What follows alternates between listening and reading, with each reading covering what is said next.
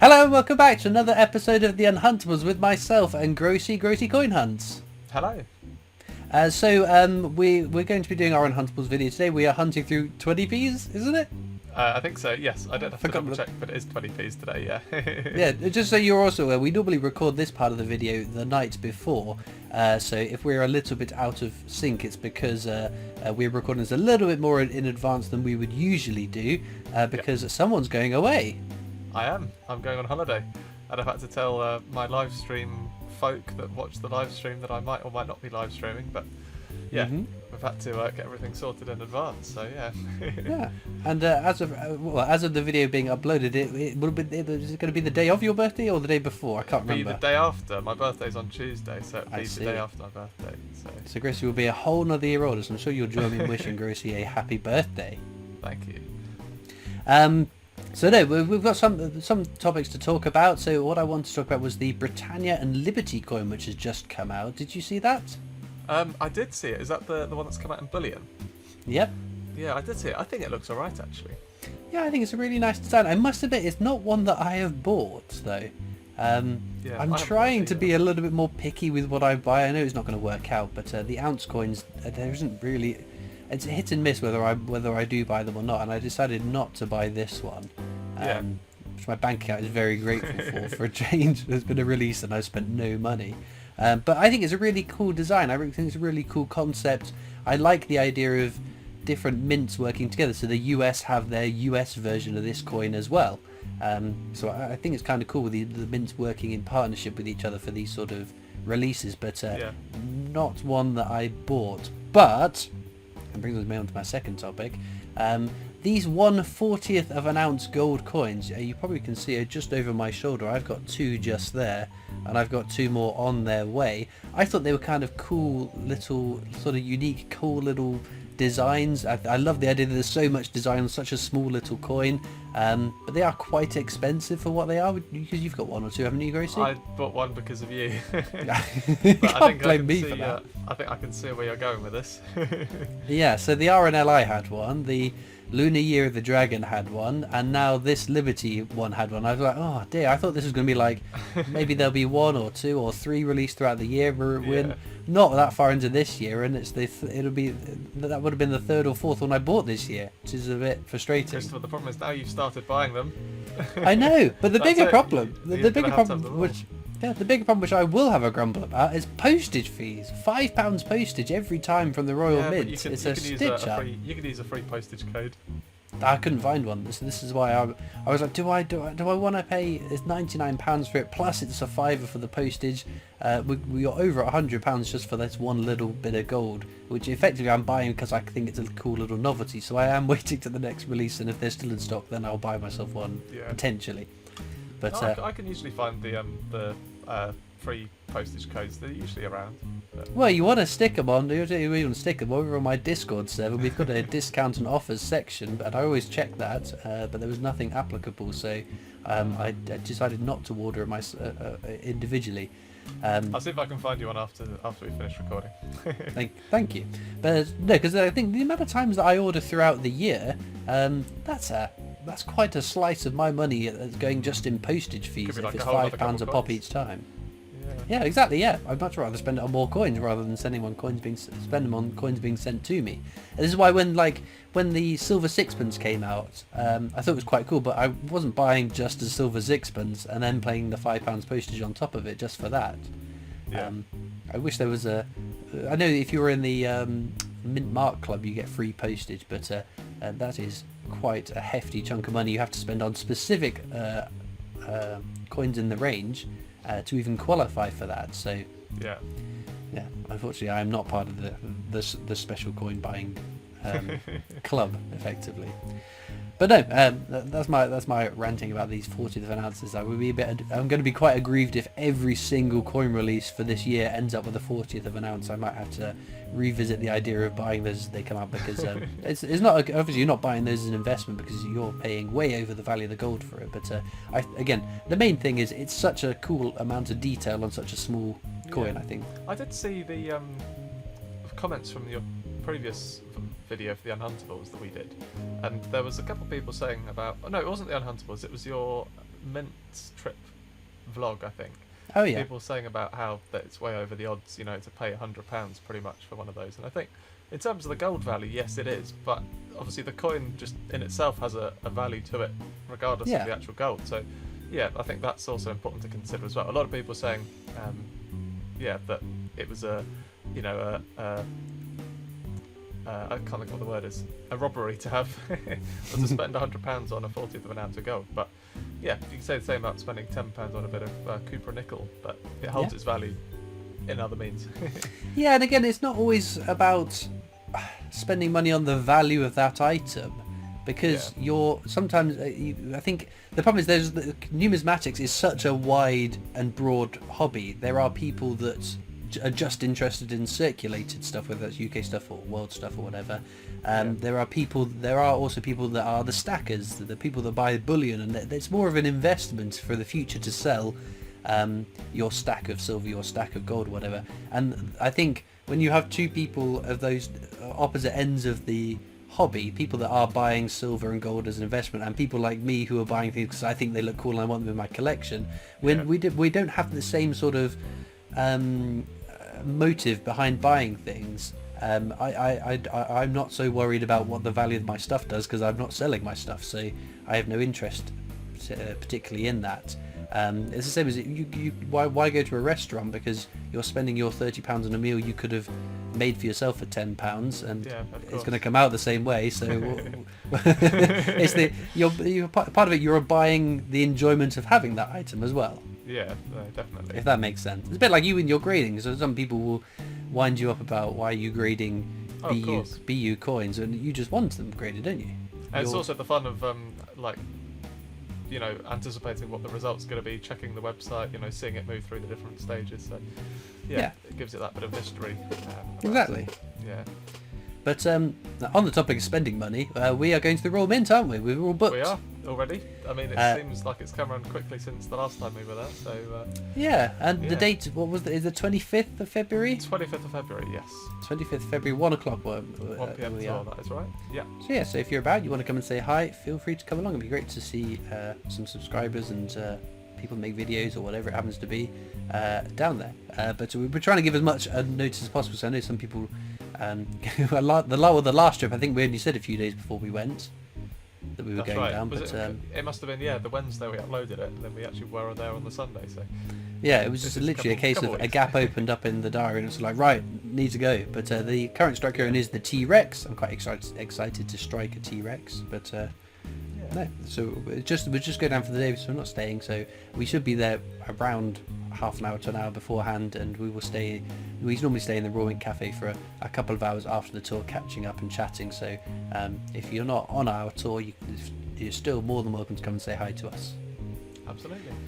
But no, the only other thing that's on the sort of my radar is the next Great Engravers coin is coming out. So the Great Engravers series is one that they're basically restriking old numismatic exciting coin designs. So you've had Una and the Lion, 3 Graces, the Gothic Crown, obverse and reverse, the Petition Crown, and the next one is the Prestrucci George and the Dragon, which is quite exciting. Definitely, it's not really a set that I buy very much, to be fair. But I'm always interested in these because I think we've discussed it in the past. There is no BU offering in some of the ranges. So if you look at the British Monarchs, you look at the Britannia and Liberty, the Great Engravers, there is no Cooper Nickel BU entry point for those coins. If the British Monarchs had had a BU version, I'd have been all over those. Oh, definitely. I probably would have bought the 1 ounce silvers and the BU ones. And it makes me wonder, why is that? So why do they choose not to do BU coins in certain ranges? Is it just to sort of have a sense of exclusivity? Potentially. Or maybe less people will own these coins. Less people will own the coins. £5 they can do, for example. Yeah, maybe. Who knows?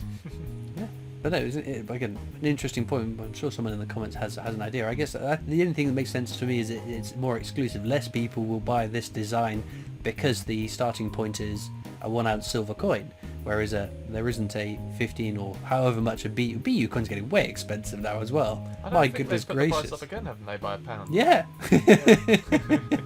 It's got so bad that some of the resellers who repackage them that that serve their purpose. Obviously, they have a cheaper option of buying these coins, so people can buy more coins for their money effectively. If all you're interested in is owning that coin, and the packaging is surplus to requirements, it's a totally viable way to buy coins for your collection.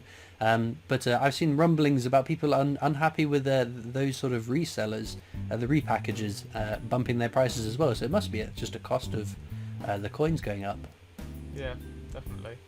But not what we need in the cost of living crisis, making our hobbies more expensive. No, that's it. I guess everything's going up, isn't it? Certainly is. Coins are fine, yeah. But no, the last topic I had on my mind, I'll ask the question and answer it for myself. It's one of these sort of shower thoughts, and it's the weaknesses in coin collecting. Is there anything? It came to my mind. Is there anything that within coin collecting that is your weakness? So my example is Canadian stuff. I try not to buy coins whilst at work, because otherwise I could end up spending my entire wage and working for free effectively. But when these Royal Canadian Mint boxes arrive and I open them up and I see these lovely, gorgeous Royal Canadian Mint coins, that is my weakness. Weakness in terms of not necessarily an area where you lack numismatic knowledge, but an area where you can't control yourself. Because I'm sure there are many more areas of numismatics that we are weak in knowledge on than those that we do know. Weakness, as you will see something, you'll think it's cool, and you know you're paying more than what is. Well, honestly, probably just grading. Grading is your weakness then. Probably, but also in terms of actually buying coins. I don't know. What do I buy? I don't really buy that many coins anymore, actually. What I do is kind of a bit like what you were just saying before. It's kind of got to the point for me where the packaging and the coins isn't really that much of interest. So I buy the new 50p's and £2 from resellers such as Coin Club, etc. Just so I can take them out of the Coin Club packaging, put them in a coin flip, and then put them into my I've got a big folder, probably down there somewhere. Got a big folder with all the coins that have been released. So I don't really buy that much, but I think probably just more recently, having bought some 1 ounce silvers, I don't know, I think that, and of course anyone who is really into stacking 1 ounce silvers is not going to like me for saying it, but I can't see them, the quantity you'd have to buy to see a huge return to make it worthwhile from an investment point of view, for me, isn't there? I don't take that obviously as investment advice. No, but I guess the other problem with stacking sort of your 1 ounce silvers, it's not a huge amount of money you'll make in even in the sort of the medium term. But we are very used to interest rates on bank accounts being absolutely zero. So even a marginal gain on your silver stack is going to have outperformed having it in the bank, maybe. That's right, but I think that even if you had a 50% return, if it went up. Only a 50%. 50% is a huge return. But what I'm saying is that, that's what I meant. So even if you had a huge return of 50% and you've bought, I don't know, say that you've spent, say you've bought £1,000 worth of silver, and it goes up 50%, that's then going to go to 1,500. And for it to go up 50%, you're going to have to wait like 30 years. So it's like £500 in 30 years. So it's not. Oh, I see what you mean. Yeah. Do you know what I mean? Like the actual rate at which it increases. So that's probably my weakness in terms of buying 1 ounce silvers. I see. So like the British monarch said, you haven't bought to that because there's no BU offering. Is there a theme that they could do that you think, I have to buy this? That was in just. A Silver. theme, just in silver, something that would make, because my rule was always I'll only buy things if there's a BU version of it. What would make you break that? I don't really know. If they did, I think it would be cool. They could have done it back in 2021 with the 50th anniversary of decimalisation. They did a whole set of re-striking a coin on a coin. So they did a farthing, struck the farthing design onto the coin, then they struck the penny design. Do you know what I mean? Like they restruck the old designs. I probably would have bought those. That's kind of cool. But I can't really think of anything else that would maybe something to do with aeroplanes. But again, I don't know how you put aeroplanes on coins in the UK because there's not really that many you know. Well, they raw mint off playing fast and loose with there. We only put British things on British coins recently, so you never know. But I think that's enough for my half of the video. I had to head over to Groseys half of the video to see what he found. Oh, and I forgot to say at the top of the video, there is in the description a list of everything we're looking for. So Yes. check the description. But you need to go to Groseys half of the video on his channel to see who got the best finds. So there we go, no NIFCs, no undated 20p's, but what a roster. 2, 4, 6 territories and 3 of the 2008 Gardner reverses, which are the low minted circulating year. Not that I seem to have too much problem finding them. We've got one from 2012, was that Guernsey? It's a little bit rough around the edges, but still nice. 3 Isle of Man Russian clocks. Are they all the same year? 2007. I can't tell, there's a bit of schmutz on that one. 2009, so I guess not. That's pretty cool. And then 2 from Gibraltar. Is it Our Lady of Europa or something like that? Are these the same year? No, again. These must be like different designs or commemoratives released in separate years. I'm not sure. I'm not totally sure. 2003, 1998, but that is a very good showing. As we've said though, you have to head over to Groseys half of the video. He's also hunting through the same amount of 20p's. So we'll see who got the best finds. This might be quite tricky to beat, although if he's pulled an NIFC or an undated 20p out of the bag, that probably would beat it. That's about all he can do other than get a couple more territories than me.